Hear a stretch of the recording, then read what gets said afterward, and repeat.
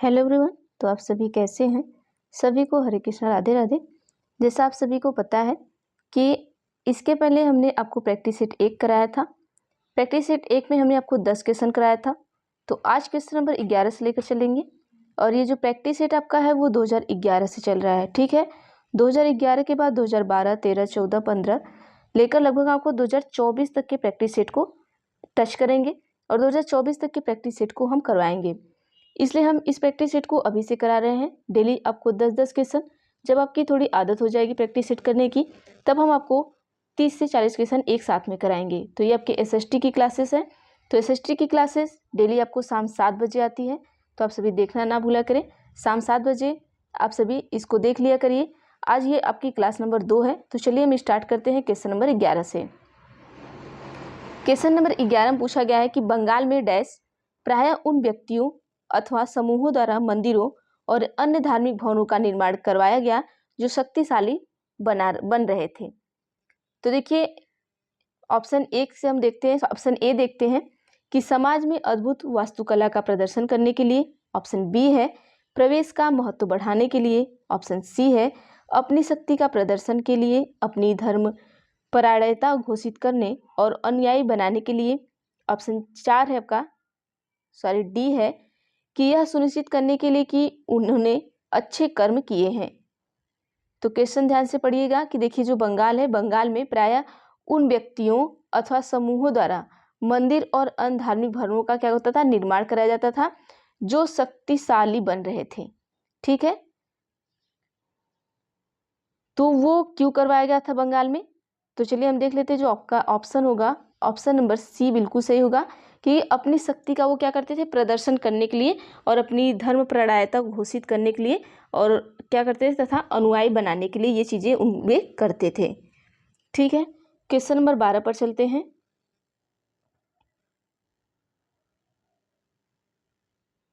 Question number 12 है कि राजा राम मोहन राय जैसे समाज सुधारक स्त्रियों के विरुद्ध प्रचलित सामाजिक अन्याय जैसे सती होना के बारे में प्रचार प्रसार के लिए निम्नलिखित में से किस युक्ति का प्रयोग करते थे? ऑप्शन ए है वे सरकार के प्रभाव का प्रयोग करते थे। ऑप्शन बी है अपनी सोच को सिद्ध करने के लिए प्राचीन धार्मिक पाठों से श्लोक या वाक्य का प्रयोग करते थे।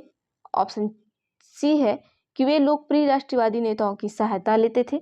ऑप्शन डी है कि वे लोकप्रिय सामाजिक वातावरण की सहायता लेते थे। तो देखिए आप सभी को पता है कि जो राजा राम मोहन राय है वे एक समाज सुधारक थे।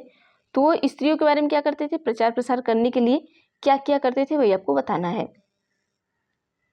तो चलिए यहाँ पर हम देख लेते हैं क्वेश्चन नंबर 12 का ऑप्शन नंबर बी बिल्कुल सही होगा कि अपनी सोच को सिद्ध करने के लिए वे क्या करते थे, प्राचीन धार्मिक पाठों में श्लोक या वाक्य का क्या करते थे, प्रयोग करते थे। तो ऑप्शन नंबर बी सही कर लीजिएगा। नेक्स्ट क्वेश्चन पर चलते हैं हम। क्वेश्चन नंबर 13 हम आते हैं, चलते हैं।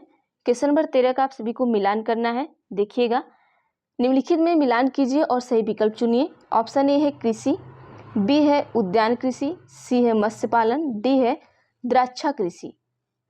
एक है अंगूर की खेती, अंगूरों की खेती, 2 है फसल उगाना और खेती करना, 3 है फूल फल और सब्जी उगाना, 4 है मछली पालना। अब देखिए कृषि में क्या आता है, उद्यान कृषि में क्या आता है, मत्स्य पालन में क्या आता है और द्राक्षा कृषि में क्या आता है, ये आपको बताना है। ऑप्शन ए है कि 2 3 4 1, ऑप्शन बी है कि 3 2 1 4, ऑप्शन सी है कि 2 4 3 1, ऑप्शन डी है कि 1 4 3 2। तो क्या सही उत्तर होगा वो बताइएगा। क्वेश्चन नंबर 13 देखिए, क्वेश्चन नंबर 13 का जो सही उत्तर होगा ऑप्शन नंबर ए बिल्कुल सही होगा, 2 3 4 1। 2 ठीक है, ए का क्या होगा, 2 होगा। तो कृषि मतलब फसल उगाना और खेती करना। बी का आपका 3 होगा, तो मतलब उद्यान का मतलब हो गया आपका फल फूल और सब्जी उगाना। सी का आपका 4 हो गया, मत्स्य पालन का हो गया मछली पालना, ठीक है। डी का आपका क्या हो गया, द्राक्षा कृषि किस में आती है, अंगूरों की खेती में आती है। तो इस तरीके से आप मिलान कर सकते हैं। अगले क्वेश्चन पर चलते हैं हम। क्वेश्चन नंबर 14 आपका है कि ज्यादातर महाजनपदों की मजबूत किलेबंदी थी क्योंकि। ऑप्शन ए है वे उनकी समृद्धि और शक्ति को प्रदर्शित करते थे। ऑप्शन बी है शासकों को आक्रमण का भय था और वे स्वयं की रक्षा को सुनिश्चित करना चाहते थे। अब यहाँ पर हम आपको 2 ही ऑप्शन देंगे, दोनों में से बताइएगा कि कौन सा सही है। देखिए, पहले महाजनपदों की मजबूत किलेबंदी होती थी। क्यों होती थी?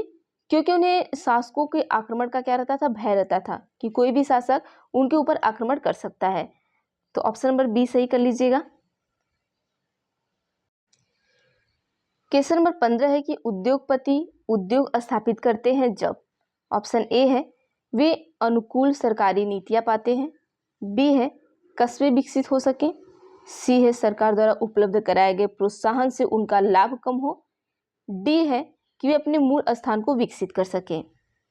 देखिए क्वेश्चन क्या दिया है, ध्यान से पढ़िएगा कि उद्योगपति उद्योग स्थापित करते हैं जब, कब स्थापित करते हैं? तो चलिए हम उत्तर बता ही देते हैं कि वे अनुकूल सरकारी नीतियां पाते हैं तभी वो स्थापित करते हैं। जब जो सरकारी नीतियां होती हैं वो अनुकूल हो तभी वे क्या करते हैं, उद्योग स्थापित कर सकते हैं, नहीं तो नहीं कर सकते।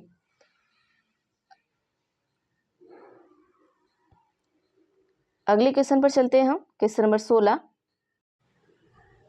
क्वेश्चन नंबर 16 में देखिए क्या कहा गया है कि लगभग 3900 वर्ष पूर्व, मतलब पहले, ठीक है, आरंभिक नगर हड़प्पा और श्री मोहनजोदड़ो कई कारणों से समाप्ति के कगार पर आने लगे। निम्नलिखित में से कौन सा उन कारणों में से एक कारण नहीं है? अब इसमें से 3 कारण होंगे जिस कारण से ये क्या होने लगे कि समाप्ति के कगार पे आने लगे, लेकिन एक कारण ऐसा होगा जो इसमें से नहीं होगा। तो इस नहीं का आपको ध्यान रखना है, ठीक है। ऑप्शन ए है कि जंगलों के विनाश और बाढ़ के कारण नगर नष्ट हुए। ऑप्शन बी है मवेशियों के बड़े बड़े झुंडों द्वारा चारागार और घास वाले मैदानों को चराने से मृदा आवरण नष्ट हो गया। ऑप्शन सी है नदियां सूख गई जिसके कारण नगर समाप्त हुए। ऑप्शन डी है नगरों के बीच आपसी प्रतिद्वंदिता और लड़ाई। तो उत्तर दीजिए क्या होगा आप सभी क्वेश्चन नंबर 16 का।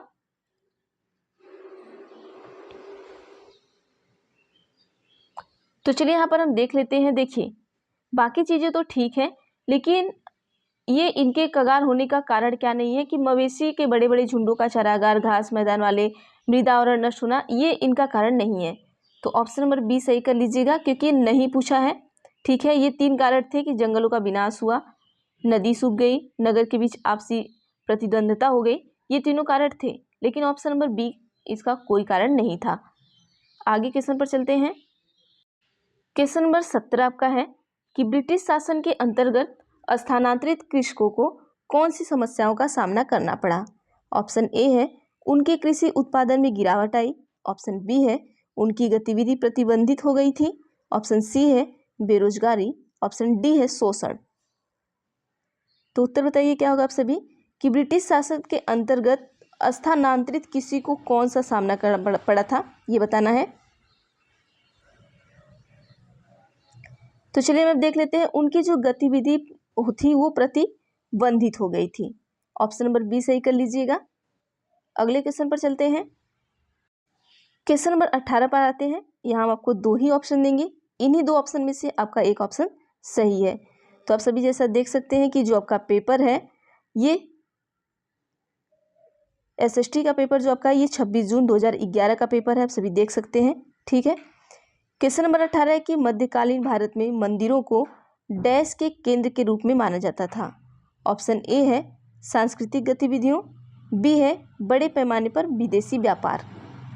उत्तर दीजिएगा कि जो मध्यकालीन भारत में मंदिर होते थे, मंदिरों को किसके रूप में माना जाता था? क्या उन्हें सांस्कृतिक गतिविधि में माना जाता था या उन्हें पैमाने विदेशी व्यापार के रूप में माना जाता था? जैसे अभी विदेशी व्यापार की तरह ही हो गया है कि लोग बाहर से आते हैं घूमने के लिए, ठीक है। तो क्या पहले भी इसी तरीके से माना जाता था या सांस्कृतिक गतिविधि से माना जाता था?